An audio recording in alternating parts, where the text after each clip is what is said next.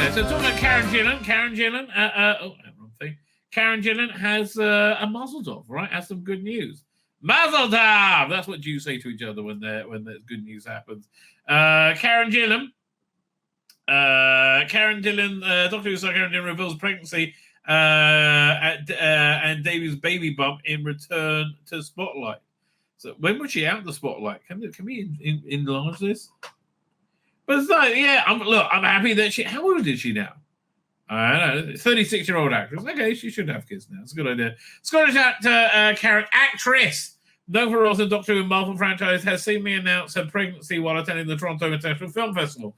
The 36-year-old screen star showed up to the Life of Chuck premiere alongside Doctor Strange star Chiwetel Ejiofor and Tom Hiddleston. Oh, okay, in a yellow dress.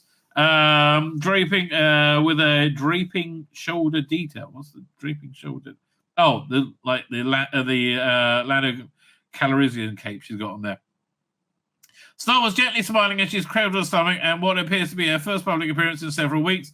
Quietly married Nick Culture from Atlanta in 2022.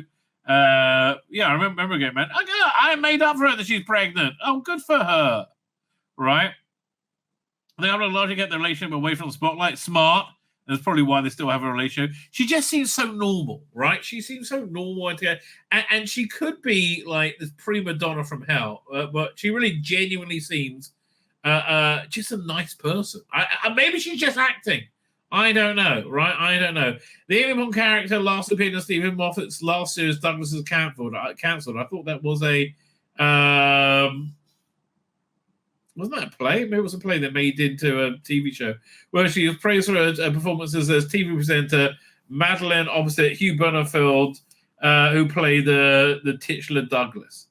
That was a play made. Okay, but again, okay, good for her, and she's pregnant, right?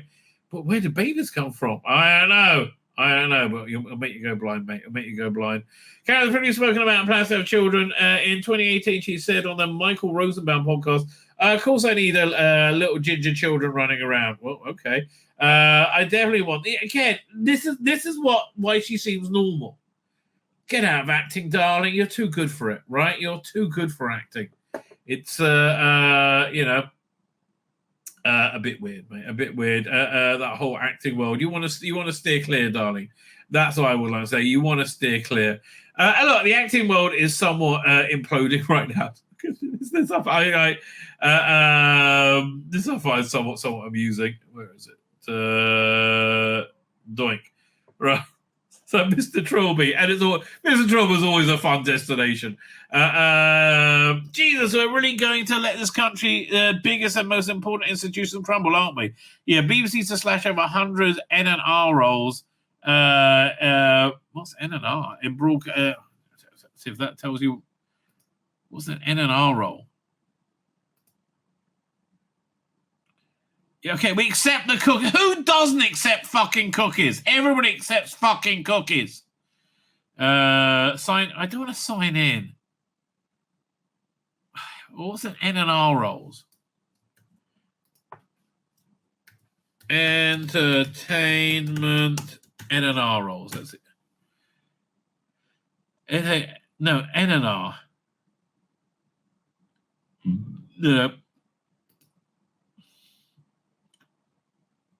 I have no idea. No idea what that means at all. Anyway,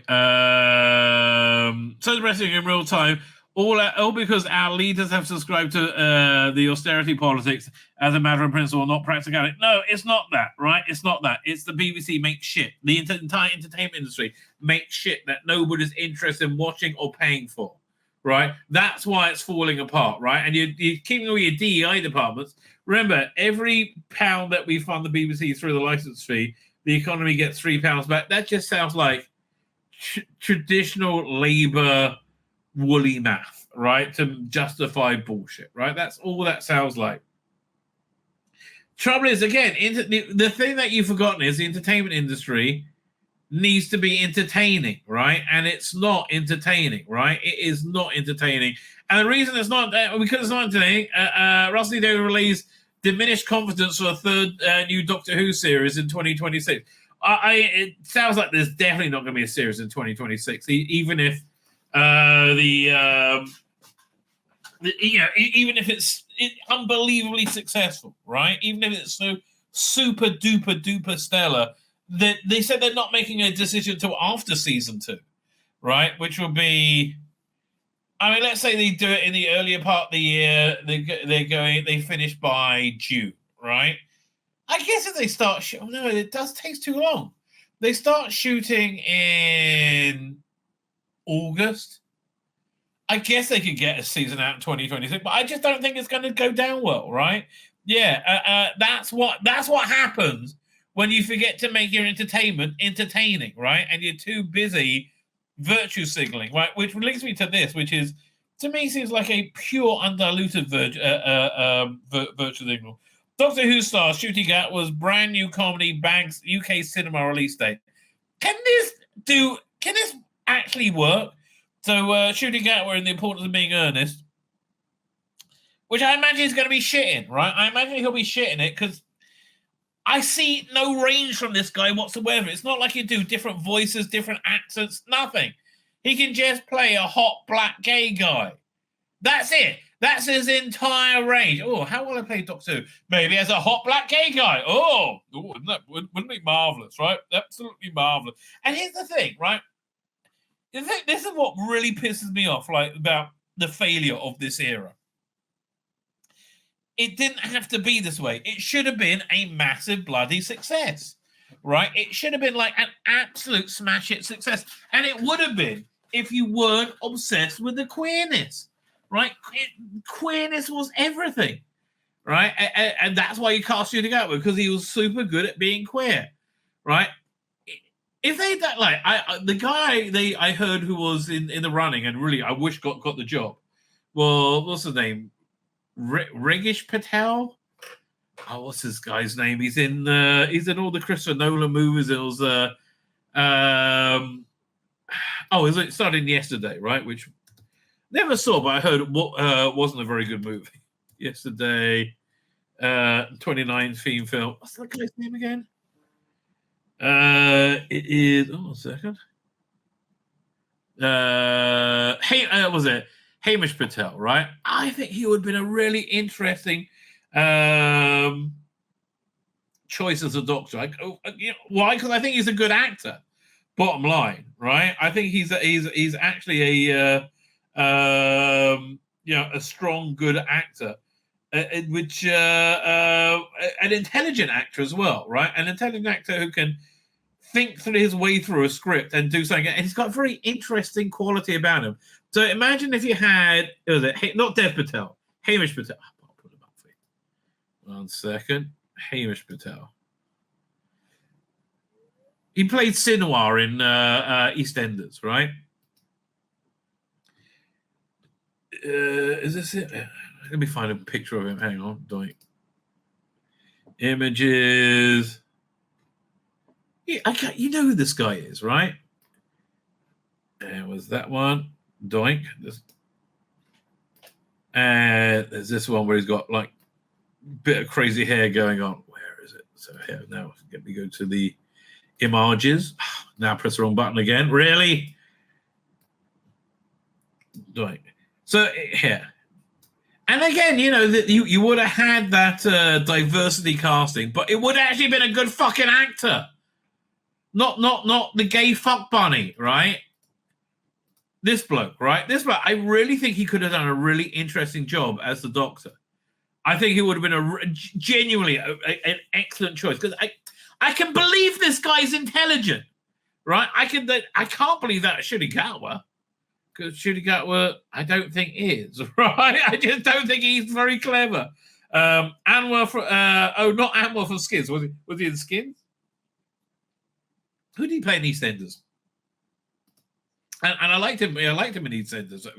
That's back when I liked it, like EastEnders, right? But if they had done an exciting show that was just focused on being fun and entertaining, and not dumbing it down and being some stupid 5-year-old thing, which like everything he says now is, that was a plan. No, Russell, it wasn't a fucking plan, right? If he actually does like a genuinely entertaining experience that wasn't lecturing you, that wasn't trying to pull up trans people from, oppression, which they're not under, for fuck's sake, and had a good actual Doctor Who, good story, which he could have done, right?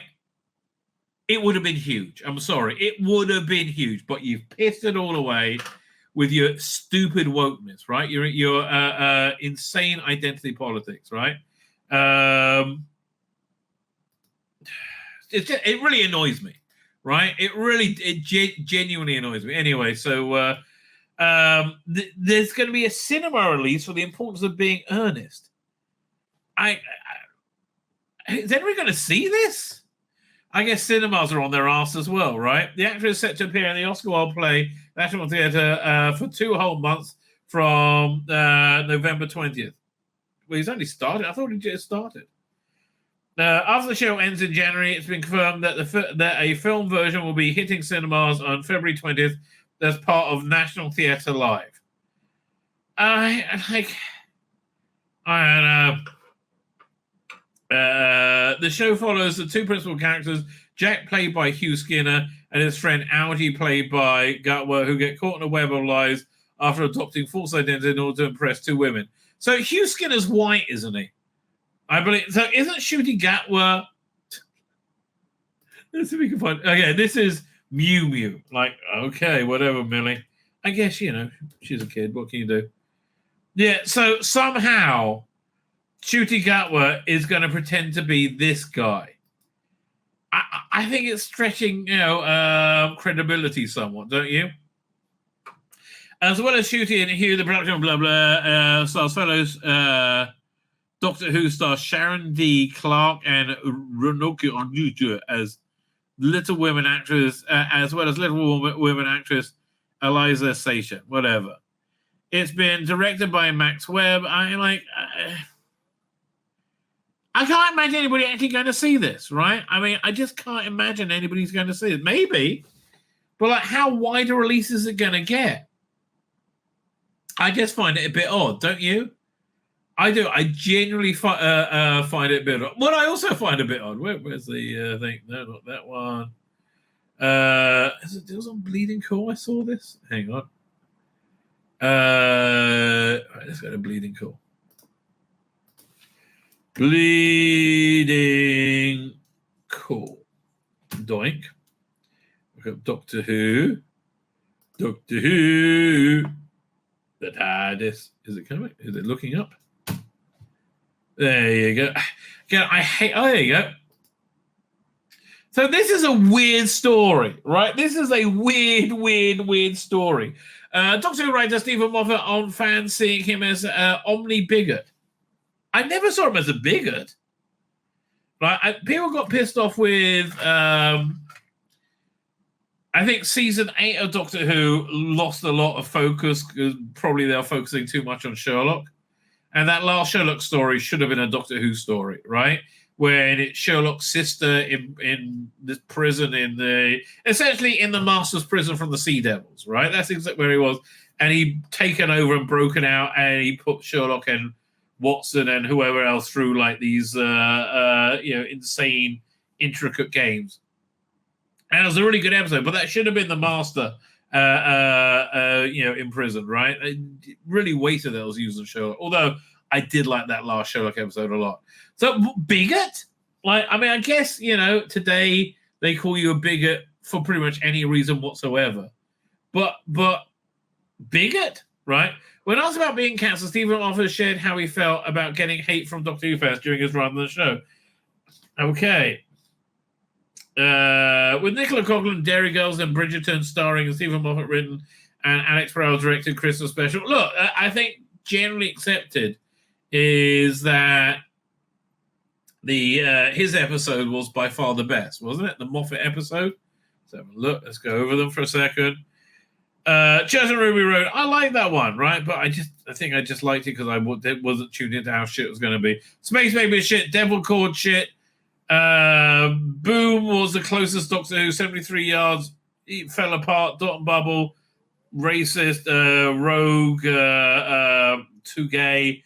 and the dull splat that was Empire of Death and Legend Ruby Sunday. So yeah, Boom was by default the best episode of the season. But how's he an omelet? How is he a bigot? Okay. Theme of Christmas special. Joyce the World, by the way. Great title, right? Fantastic title. Starring Doctor Who. We get to we get to have Moffat back, not gave Moffat. We have Moffat back in the middle of the Who-universe. I hate the Who-universe, right? I used to love it. Now I hate the idea. For a little while longer. So Moffat discussed his time heading the long-running show series during a wide-ranging Visionaries interview at the 2024 Toronto International Film Festival. How could we not be interested in what we have to share? Well, that's a fair point. Speaking of Hollywood Reporters, European Bureau Chief Scott Roxborough, the topic of Moffat's later show, Douglas's Council, was brought up. We might ask, has he ever found himself cancelled? The level of hate you get could go down. The level of hate you get could down 3 passenger jets. I mean, seriously, it doesn't stop. I was vilified endlessly. I was a homophobe, misandrist, misanthrope, sexist, misogynist, and racist. You are none of those things. You are none of those things, but I imagine people like this will call you all of those things, right? I imagine people like this will call you all those things relentlessly because they're fucking crazy. I was against so many people. I could only be described as an Omni Bigot. Like, I don't know, who was he ever against? Like, people didn't like the labyrinthine plotting, right? That was it, really. And I think the Moffat era is probably one of the most successful eras of Doctor Who. Yeah, I think I will put that up with the Hinchcliffe Holmes era, frankly. Which I would suggest means that I'm treating everybody equally. I think so too. Moffat shared this about his time, and man, I didn't think this would be a story about toxic fandom. Shared this about his time leading Doctor Who when the reactions he received from fans. Jokingly, Moffat added that anyone who takes on the role of showrunner on the BBC Disney Plus series, not for long, Disney Plus series, is taking on the role of Chief Satan of the Nation. Well, look, honestly, it wouldn't be so bad if Chibnall and Russell Davies didn't make such relentless shit, right? It's they did. It was just relentless shit. It's been very bad, right? It's been let's look at one second. Let me test this. The Moffat era was one of the strongest, right? Let's go. Well, okay. Firstly, I love this season. What year was it? Season 5. Probably one of the best seasons of New Who. Probably one of the best seasons of Doctor Who ever. I mean, it's somewhat of a perfect series with a beginning, middle, and end, and lots of interesting stories going through the middle. 11th Hour, best Doctor opener ever. I'm sorry, hands down, best Doctor opener ever. Beast Below was the weakest one of the season. That's basically because the production design, the special effects, weren't great. Victory of the Daleks. Well, you had the Teletubby Daleks, but you also had the Spitfires in space, which was awesome. Time of the Angel on Flesh and Stone. Fucking marvelous. Oh my god. Just that opening thing when when you got River's song, like on the ship and she gets sucked out. And arranges for the Doctor to be there. Vampires of Venice, again, solid story, right? So as was Amy's choice. Hungry Earth and Cold Blood, not so great, but it's not so terrible. Vincent the Doctor, all-time classic. The Lodger, charmingly treading water, and Pandora opens a big bang. Fantastic, right? I mean, again, really good labyrinthine Doctor Who, which really worked. Now, I think his second season and Christmas Carol, best Christmas story ever. Second season was nearly as good, but didn't hold together quite as well. But second season was more style over substance. Although Impossible Planet, Dare the Moon, you had the Silence. What an incredible villain, right? It's an incredibly strong villain, right? This is the best season I remember. The Curse of the Black Spot, I like that one as well. I like Hugh Bonneville as the pirate, and the Doctor's Wife. I mean, again, brilliant Doctor Who.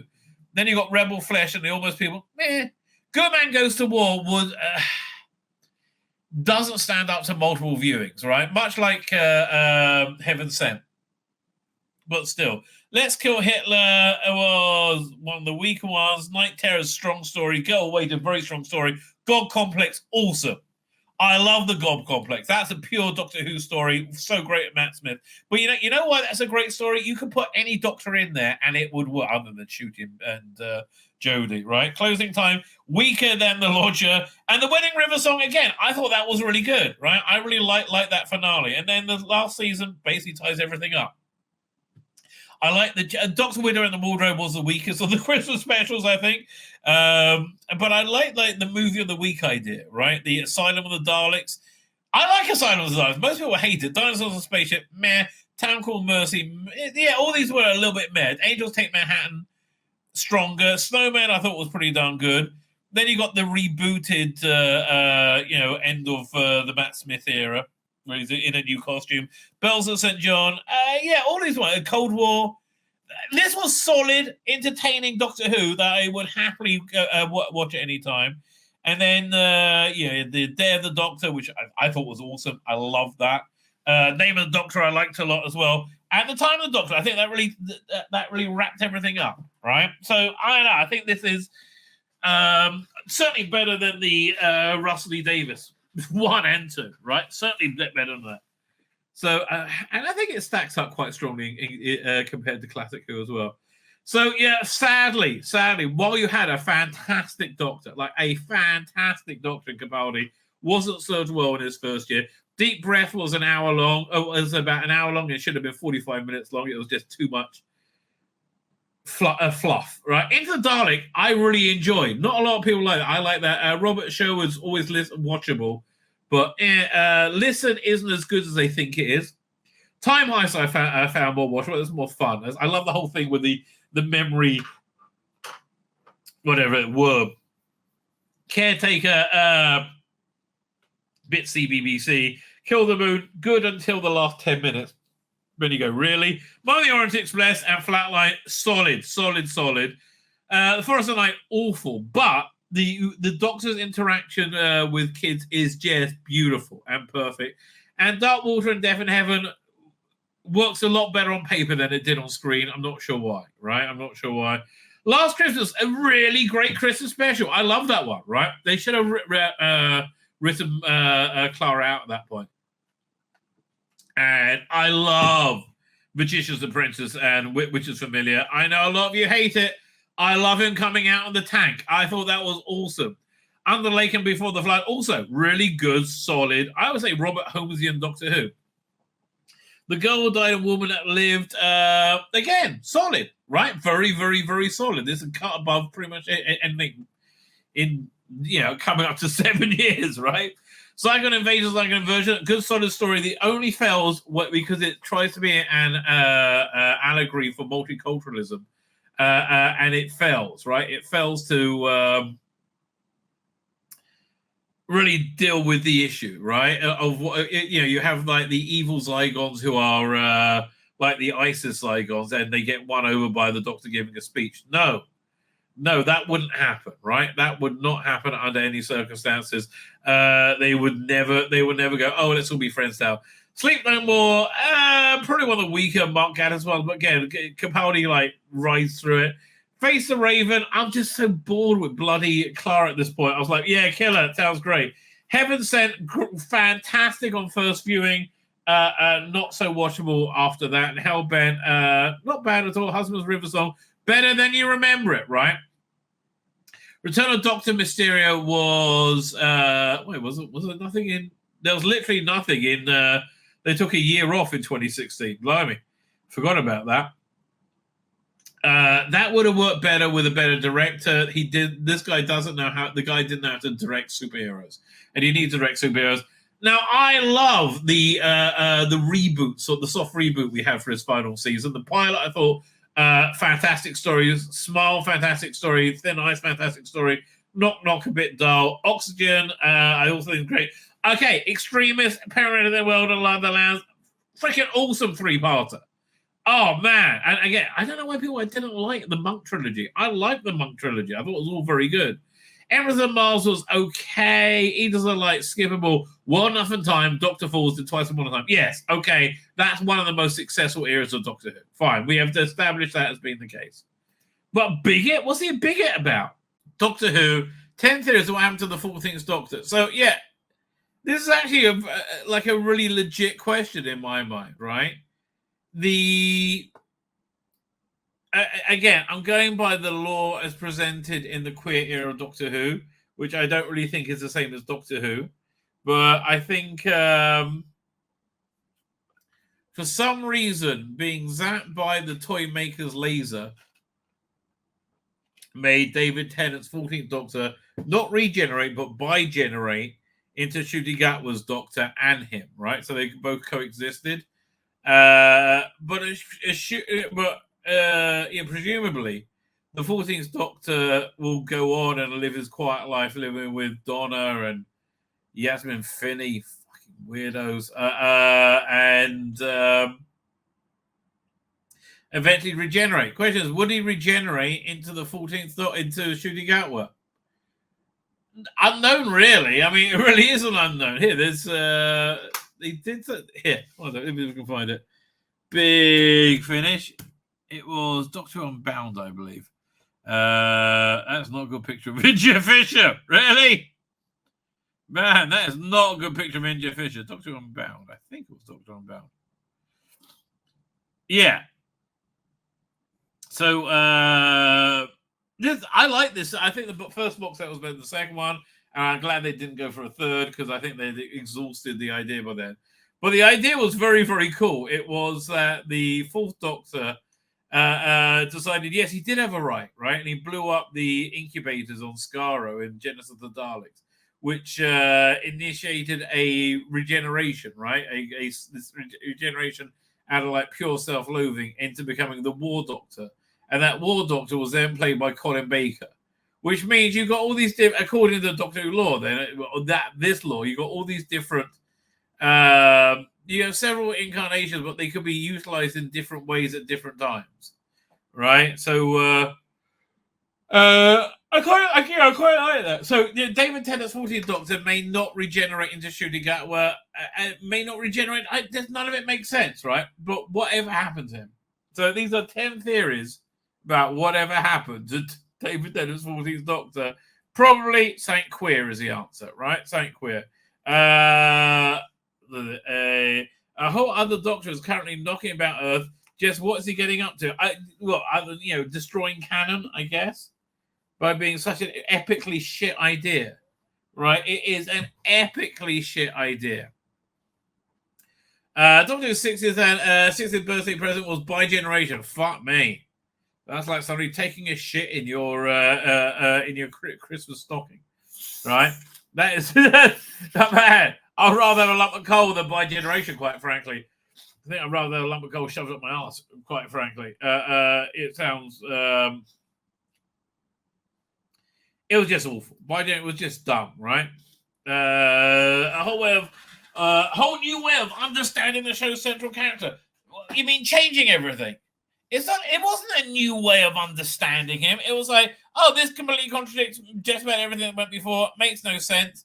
I mean, I guess, look, in its defense, and I will be defending it more if it was Delightful Adventures in Time and Space, rather than just wanting to see David Tennant prance around with half dressed with a hot black guy, right? Hot black gay guy.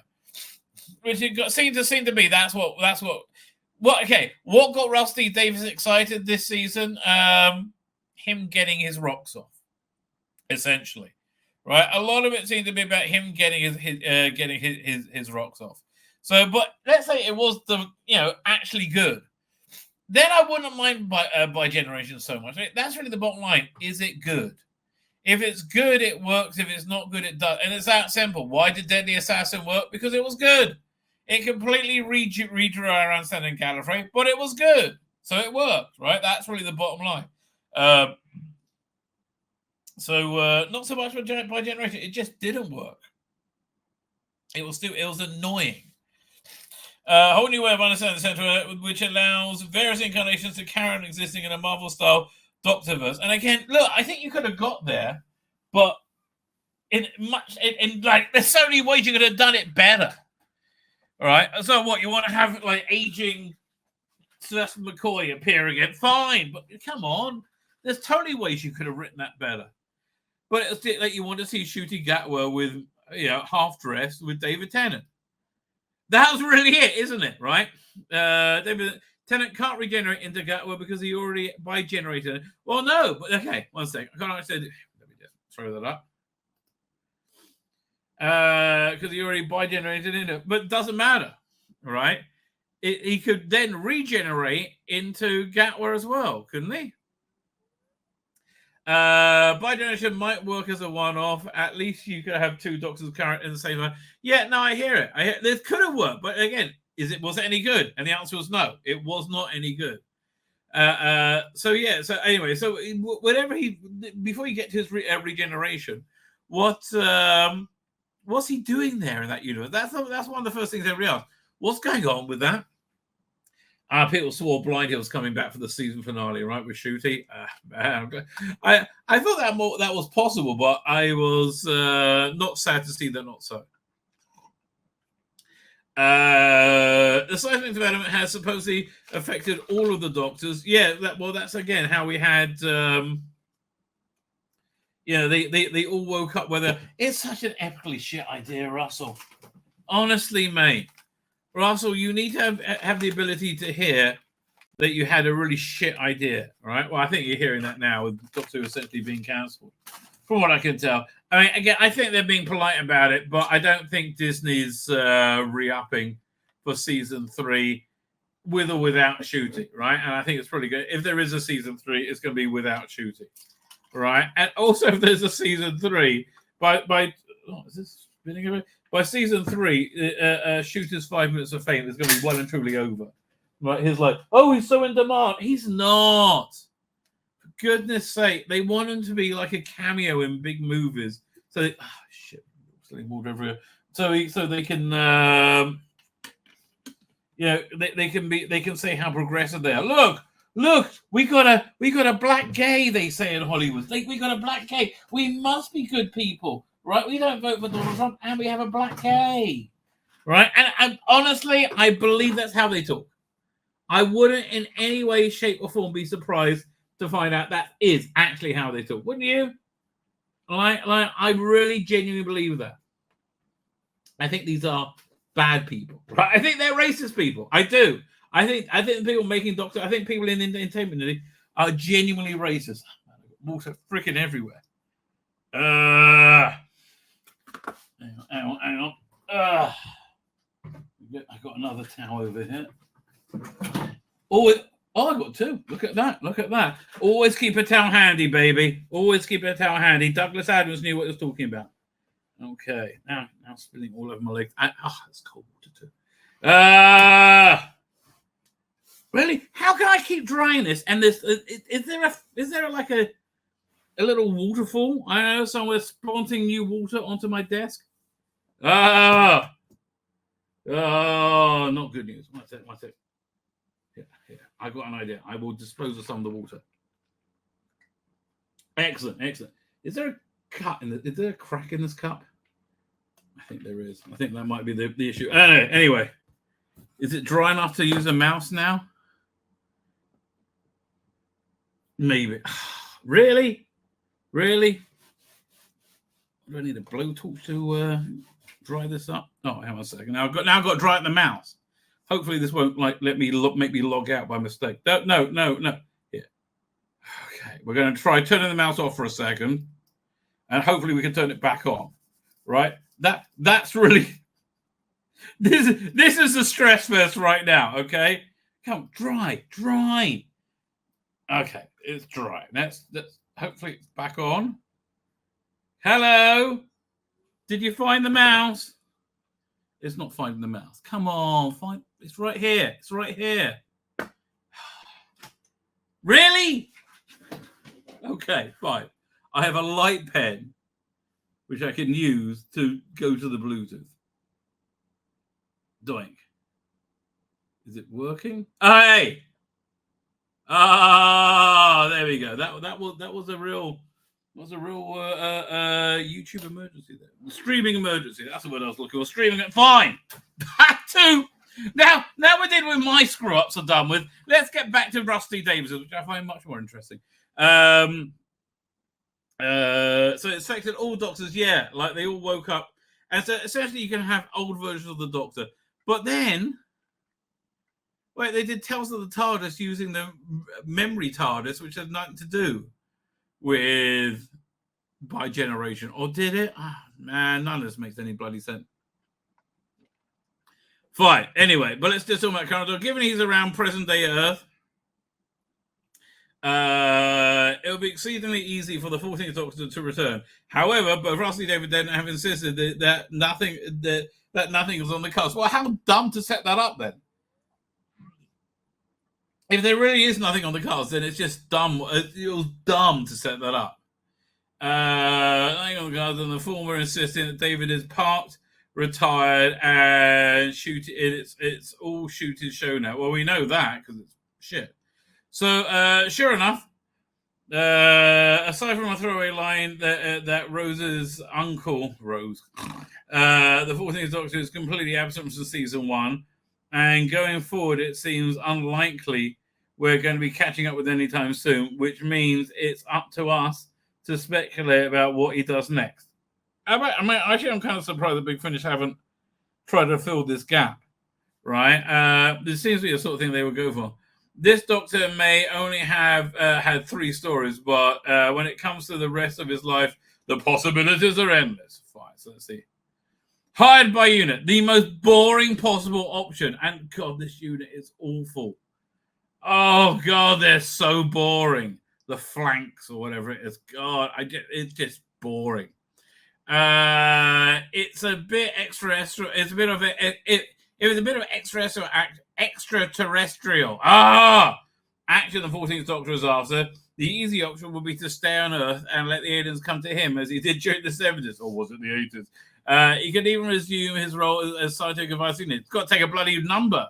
You got and also he's too able-bodied and male and white, right? Is he in a wheelchair? Does he, does he have a foot for a head? No, right? Is he like a weird 11-year-old with machine guns in his mobility scooter or whatever that is? No, he's out the running, mate. On one side, the unit does have a glut of scientific advisors recently. Yes, they do. In last year's we had Shirley Ann Bingham, Morris Gibbons, presumably Osgood and Malcolm are kicking around somewhere too.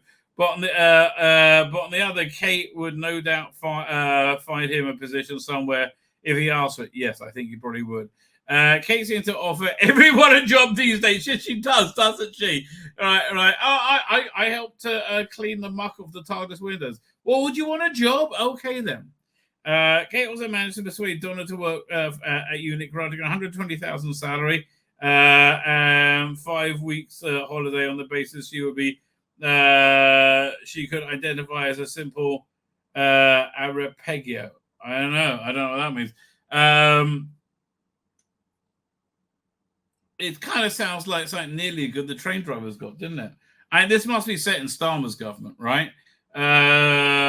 What's to say the 14th Doctor didn't join her? He'd absolutely love the chance to work aside his best mate, and unit might be a bit need a bit more help with the Sea Devils. Apparently, they've been redesigned, the Sea Devils, for the Warping Land Sea. He becomes a Valiant. That's an interesting one now, isn't it?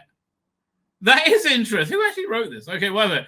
I got more respect for that from that. Who was the author of this? Philip Lloyd. Okay, Philip, you're doing good, Philip. That's an interesting idea.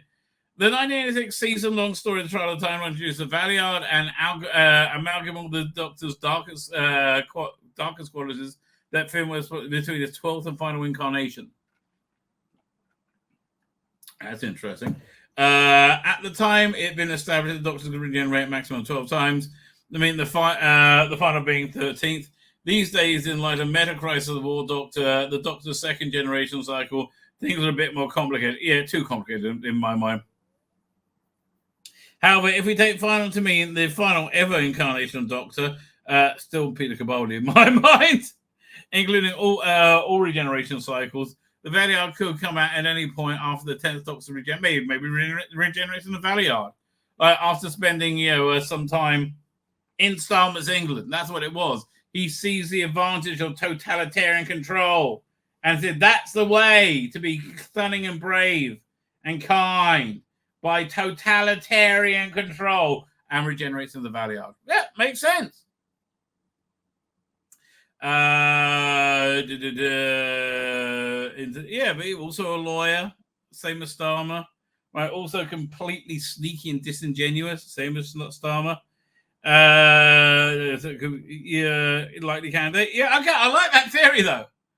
On one hand, it's hard to imagine such a happy and fulfilled Doctor going rogue, but then again, he could become bitter and vindictive in old age, especially once his newfound family is no longer around. The last time Tennant was on his own, he wasn't very well behaved. He's not very well behaved, whenever he's doing, really.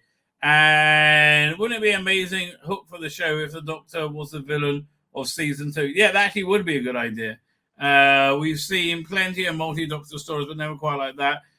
Plus, David Tennant was really good at being the villain we saw in Jessica Jones. Even though Jessica Jones was not a good show. He dies of old age. I mean, God, that's boring. He dies of old age, and we die of boredom, right? Like so many finer details by generation, mortality is a bit of a grey area. It's implied that by generation keep going on forever and aging naturally along the way, thus allowing the Doctor actors to return without having to explain why they look older, as in Tales of the TARDIS. Well, they were a whole different bunch of older Doctors. They were from, weirdly enough, Millie Gibson's memory of the TARDIS, even though she... whatever. And we don't even know if these Doctors can regenerate themselves. So, yeah, we're talking about that before. At which point, they just die. Maybe the 14th Doctor is essentially mortal now, and he ages as a human and dies. Maybe only regeneration goes along one side, maybe. And there's a lot you could ask about this, right? And again, if this era was like great stories with a great Doctor who like really engaged you, right, and it was like great, we would be fine with bi-generation. I really think so, but it was shit. Also, if the 4th Doctor is really retired, as we're meant to believe, then he's going to want to live out the last few decades in peace. Yeah, why are they living with the TARDIS then? Alternatively, bi-generation Doctors are mortal as the rest of us. They could easily die before the time as a result of an injury or accident. The 10th Doctor once joked, you might be cool with therapy simple. And anticlimactic as tripping over a brick. The 14th Doctor might go for that if all possible as an old man. That would be funny. A therapy talk. Okay. Ordinarily, the Doctor is constantly moving forwards, but from one thing to the next, they've met many people, but they aren't always able to give them what they deserve. Likewise, they make mistakes, but they never really go back and fix them. Well, you had the 7th Doctor doing it at the end of the New Adventures. I kind of like that. There was what was in the book? It was The Highest Science, I believe. We had like a bunch of people about to get killed, and there was like jeopardy going on. There was a time ring in there to stop time bubble that stopped time. So the Doctor said it'll come back later, and it did come back later in, I think, the last of the New Adventures, right, where he just like fixed that in like a quick scene, which I thought was kind of cool. Anyway, but that applies to the 14th Doctor. The fact is, what was it? Ordinarily, the Doctor is kind of moving forward, but never really have time to go back and visit. Now, none of that applies to the 14th Doctor, right? In fact, the whole point of his rehab as a 15th Doctor is to pause and reflect on the and work on himself. How do you work on yourself? Become a clueless narcissist like Shooty Gatwa, and by that make amends with old friends. Famously, the 10th Doctor checked in on his former commanders right before he regenerated. In a similar vein, he visit old friends and acquaintances, particularly those with unfinished business. That would be a perfect 14th Doctor to exercise those demons. Well, actually, that is not a bad idea. On present day, he could reconnect with Lady Christina, Joan Redfern's great-granddaughter, Verity, and even Martha. With the help of the TARDIS, he could go and spend some time with River Song, Jackson Lake, Joan Redfern, and Joan Redfern herself, and Lord knows, she owes Ursula Bacon apology for the whole paving slab thing. I don't know. Okay, that's not bad, right? He regenerates in 15th Doctor. A fate worse than death, right? A fate worse than death. Look, I want to be a crying narcissist, and so you shall be. Here's shooting out with ding. All right. If bi-generation did affect the Doctor's previous incarnations, then Doctors 1 to 14 are still out there. Okay, so where are you going with this? However, the game also suggested that bi-generation Doctors don't have endless lifespan. How did it didn't explain? It didn't suggest anything, right? And again, I don't mind Doctor Who not making sense. Like the first time he regenerated, didn't make sense, but it was good. If it was good, it works, right? Is Starboard an anagram of master? Wait a minute. Close enough. I think he is, isn't he? M-A-S-T-E-R. You just got an extra A. No. M-A-S-T...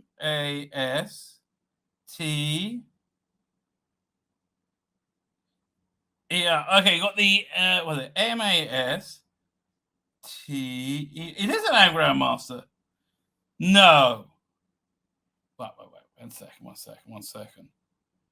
Let me get a text file. This is I'm very bad at anagrams, right? So 1 second. Doink. Let's make that big. So M-A-S-T-E-R.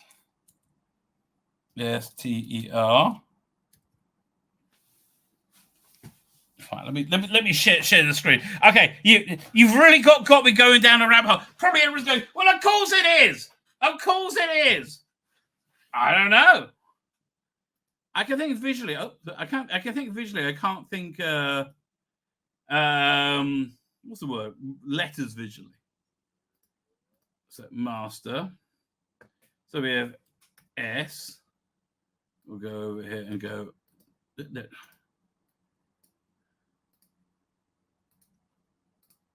T. I think we're about to have things about make sense. A. Okay. Star. Am I spelling this right? M. Oh no, we need another R. We're missing an R. That's just stammer. Oh, pretty darn close though. Maybe it's his. He'll spell it a different way. Closer than Sutek, isn't it? I mean, really? Share screen. You start by being clueless narcissist like David Tennant. Well, there you go. That's how you. That would make sense, right? That would make sense. Anyway, fine. So, what's this point with this in terms of the shooting at what? That have endless don't have endless lifespans. They're entirely independent on one another. With the 15th Doctor telling the 14th Doctor he's only stable because you fixed yourself. Okay, you'll go blind, darling. As such, despite the whole point of bi-generation being that an outgoing Doctor keeps trucking on rather than being replaced, we can't discount the possibility the 14th Doctor merges into the 15th Doctor at some point in the future.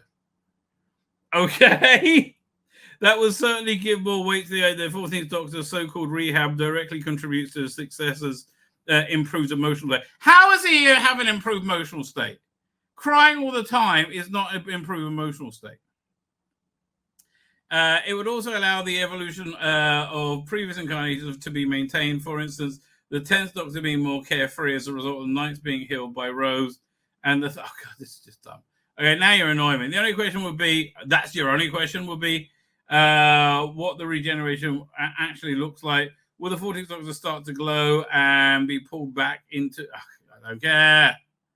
I don't care. He regenerates into another Doctor. Well, that I find the most likely scenario. I mean, again, I don't think any of this is canon.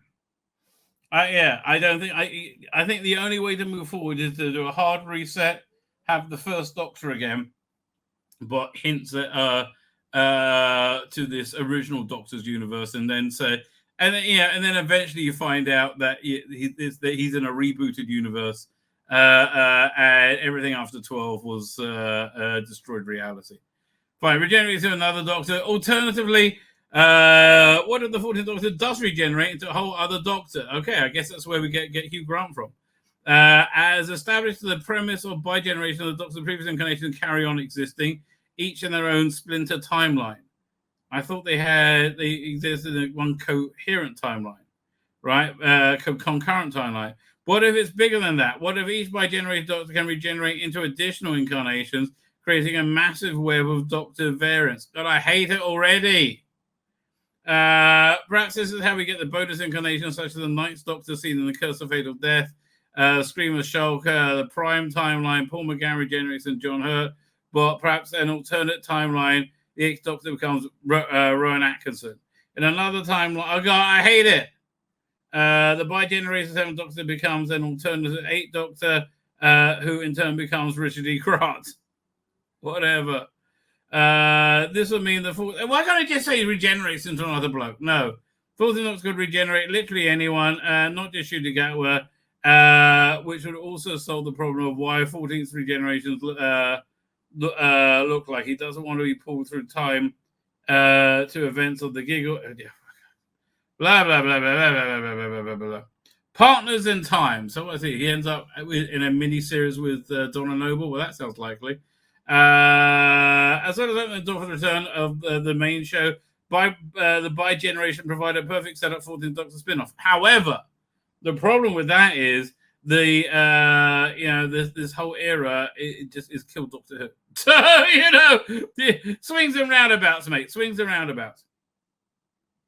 Prior to Doctor Who's 60th anniversary specials, fans were expecting a short but sweet reunion for the Doctor and Donna, with the pair eventually parting ways again.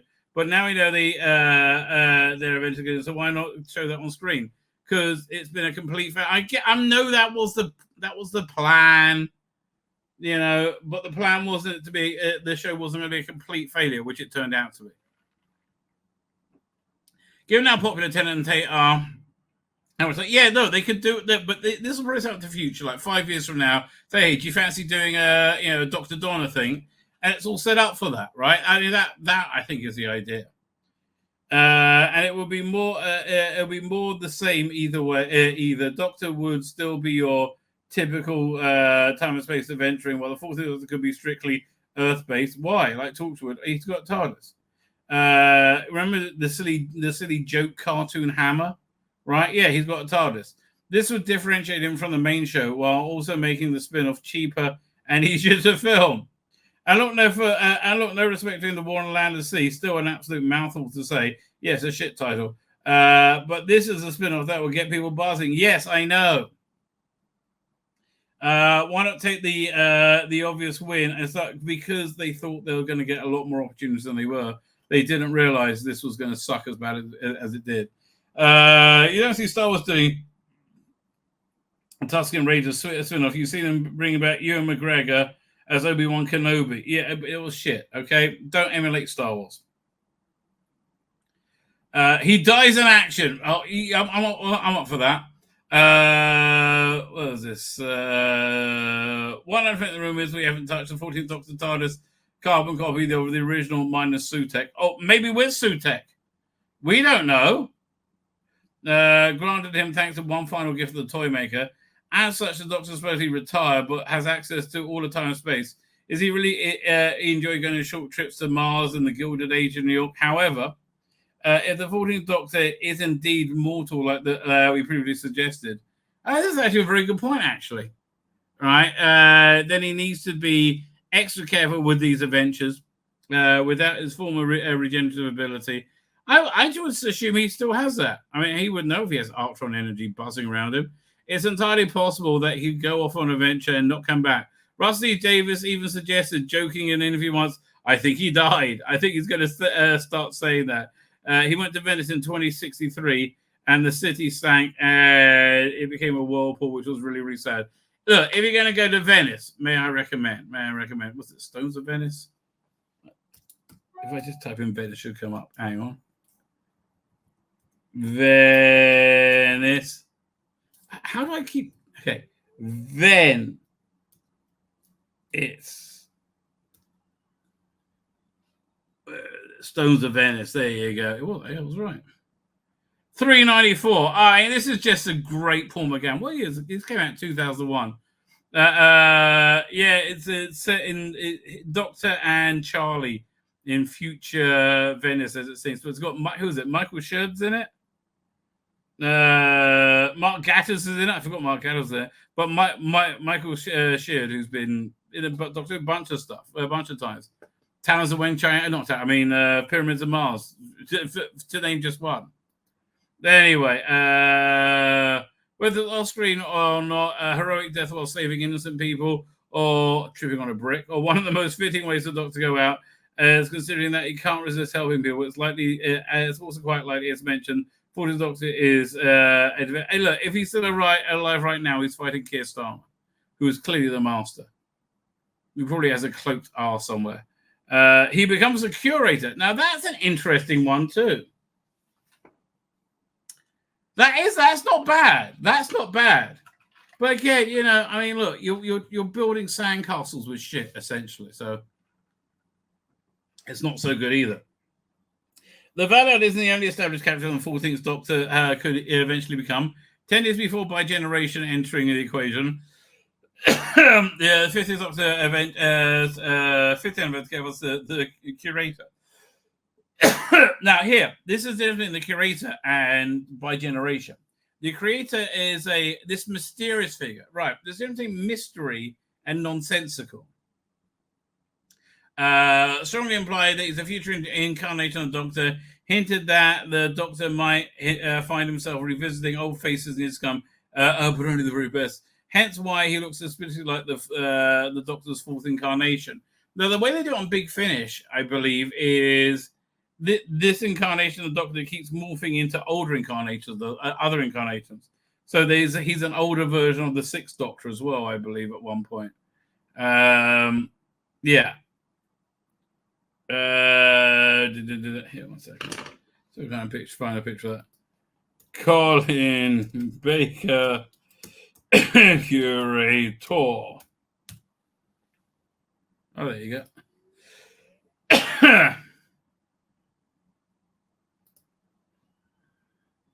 It's the same thing, you know. It's very similar to his Tales of the TARDIS book, right? Tales of the TARDIS appearance.